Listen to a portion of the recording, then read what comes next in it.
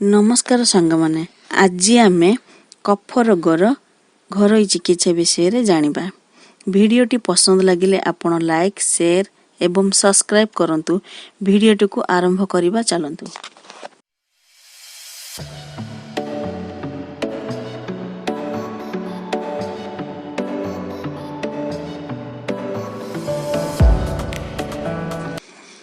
बादाम मंजी 100 ग्राम, देसी चीनी 50 ग्राम, गोलमरीच 20 ग्राम एगुड़ी को सबु गुंड करी नियंतु। सेवन विधि 1 चम्मच राति रे खाइबा परे ईषत गरम दूध सहित सेवन कले कफ रोग श्लेष्मा साइनस रे उपकार हुए। एही प्रयोग रे कोष्ठकाठिन्य दूर हुए। धन्यवाद।